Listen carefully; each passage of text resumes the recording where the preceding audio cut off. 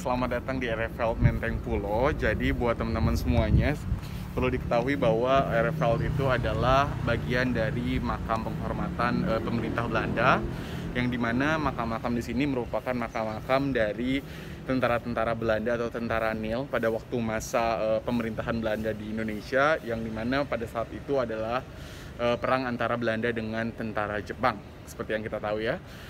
Untuk RFL sendiri di Indonesia ada di beberapa lokasi. Lokasinya itu seperti di Jakarta, Bandung, Surabaya, dan Semarang. Sebelumnya ada beberapa tempat yang tersebar di seluruh Indonesia, akan tetapi dari pemerintah Indonesia sendiri menghimbau ke pemerintah Belanda untuk memusatkan di 4 kota tadi tersebut.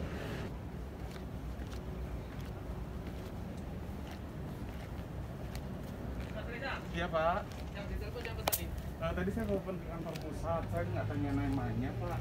Nah, jadi di sini itu kita ada 6 jenis batu nisan. Batu nisannya itu yang dimana tiap batu nisan itu menandakan agama yang dianut oleh almarhum dan almarhumah yang dimakamkan di sini. Seperti ada Nasrani, menganut Yahudi seperti yang kita lihat di sana. Kalau misalkan gambarnya batu nisannya itu menandakan bahwa agama yang dianut oleh yang dimakamkan di sini. Terus nanti kalau misalnya ada batu nisan yang di dalam satu batu nisannya itu banyak nama-nama, berarti itu batu nisan makam. Yang dimana di dalam satu itu ada beberapa jenazah yang diwafatkan di sana, dimakamkan di sana. Seperti itu.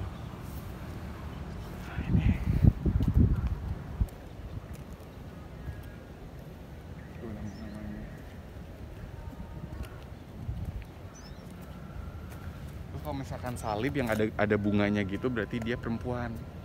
Kalau misalkan salib yang lurus dia laki-laki. Terus ada bagian yang buat muslim, karena kalau muslim kan dia menghadap ke kiblat kan. Dan posisi yang jenazah makam muslim itu pasti miring menghadap ke kiblat, bedanya.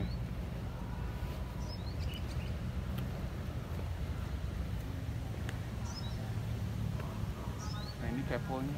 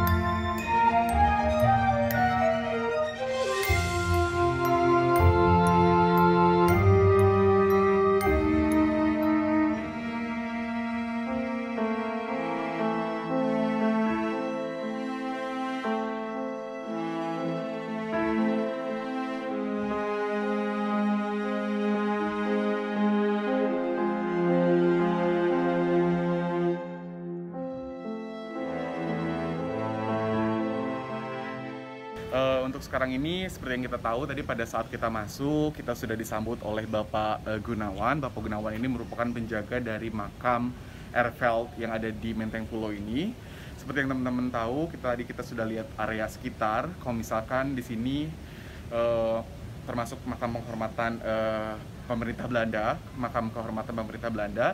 Dan sekarang ini saya sedang berdiri di depan gereja, yang dimana gereja ini sudah tidak difungsikan, akan tetapi menjadi bagian dari sejarah untuk di area pemakaman RFL yang ada di Menteng Pulo ini. Mau coba masuk?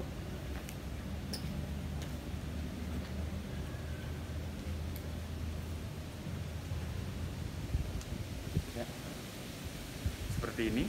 Ini merupakan bagian dari sejarah untuk RFL yang ada di Menteng Pulo ini, dan sekarang saya sedang berada di dalam gereja.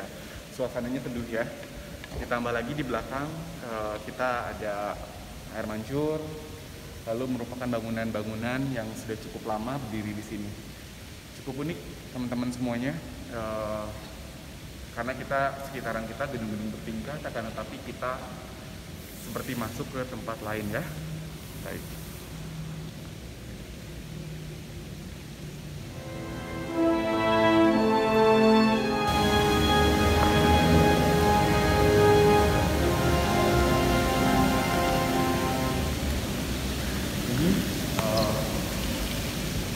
Monumen ini didirikan sebagai tanda simbolis yang dimana pada waktu itu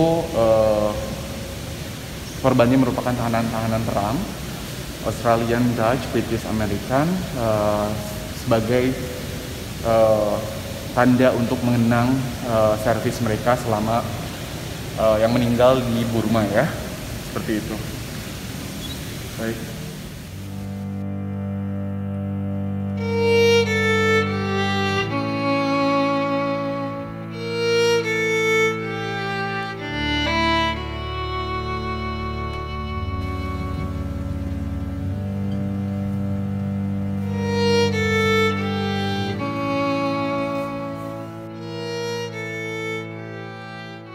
Ini sebagai simbolis, kalau misalnya ini lonceng dari gereja, yang dimana gereja Katolik.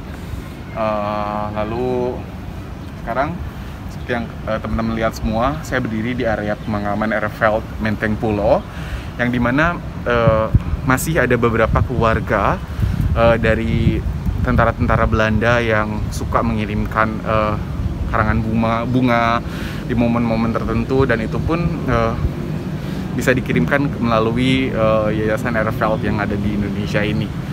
Jadi biasanya kalau misalkan ada makam yang ada bunganya, itu berarti ada kiriman dari kerabat ataupun keluarga yang ada di Belanda ke Indonesia. Seperti itu.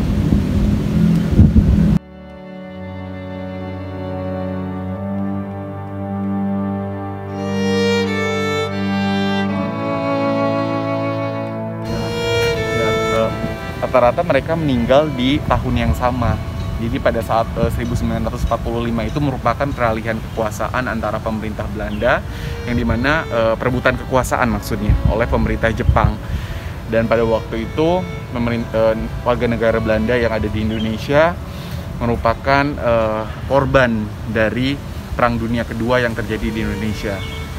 Bisa dilihat mungkin nanti kalau misalkan teman-teman ada kesempatan untuk main ke sini, rata-rata mereka meninggal di tahun yang sama dan di tanggal yang tidak terlalu jauh, seperti itu. Oke. Oke, Mas Engkes. Tuh. Kayak gitu. 8, 35, 27, 10, 20 kan. Jadi waktu itu mereka tuh dimasukin ke dalam kayak camp gitu loh. Jadi kadang-kadang yang cewek tuh sampai ngelahirin di situ, ada apa?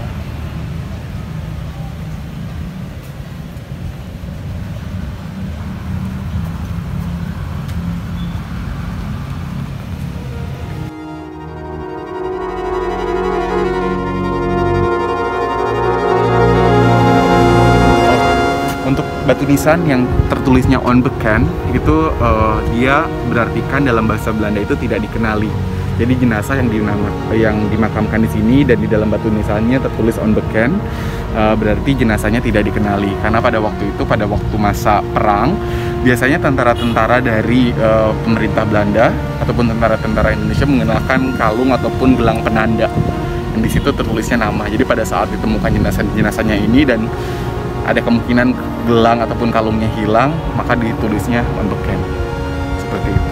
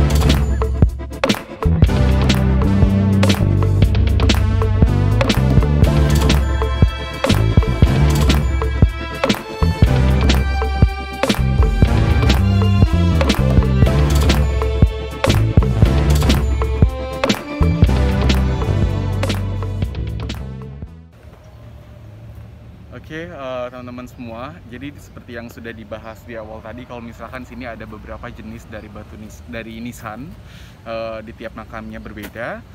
Mungkin sekarang bisa dilihat kalau misalkan ada nisan yang seperti ini merupakan tentara yang menganut agama Nasrani dan berjenis kelamin pria ataupun laki-laki. Sedangkan kalau misalkan yang ada bunga, yang ada bunganya, salib yang ada bunganya itu merupakan jenis kelamin perempuan.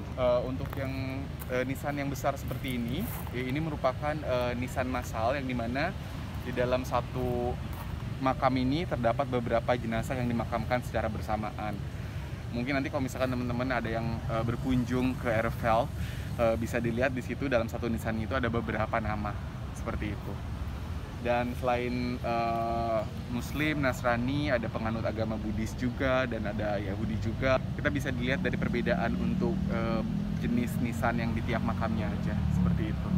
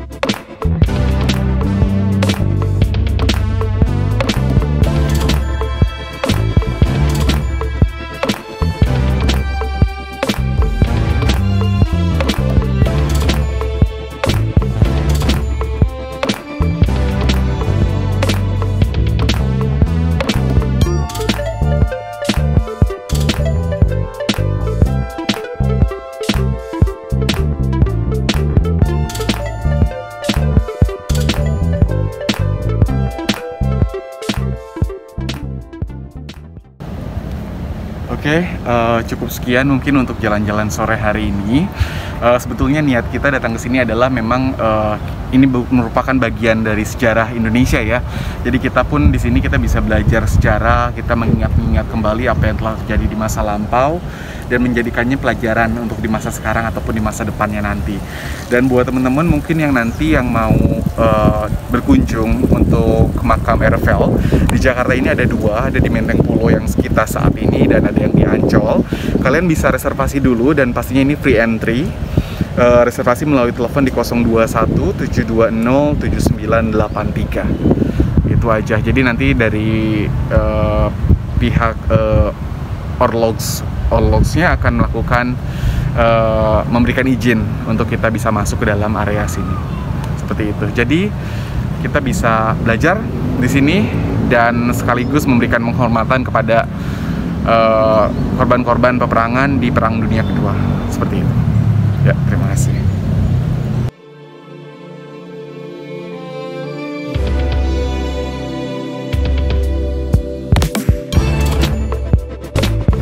Oke, di sini bisa dilihat ya teman-teman. Tadi kita kan sudah melihat secara langsung di depan pintu utama pun sudah dijelaskan kalau misalkan ini jenis makam nisan untuk yang laki-laki beragama Kristen, perempuan Kristen, Muslim, Yahudi, makam massal, dan Buddhis.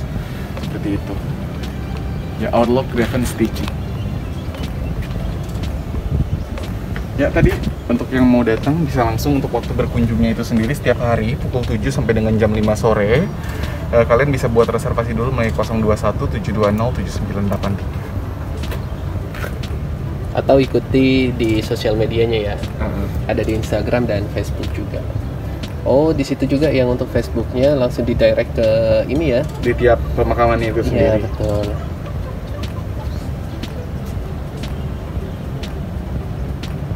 Oke, baik, terima kasih ya Mas Reza atas informasi yang udah diberikan dan udah menuntun kami serta menjelaskan salah satu peninggalan sejarah yang ada di Jakarta. Nggak ada salahnya kan buat belajar sejarah juga kan? Betul. Jadi gimana pun juga, walaupun ini merupakan bagian dari sejarah bangsa kita, kita ambil yang baiknya untuk di kehidupan sekarang ataupun seterusnya.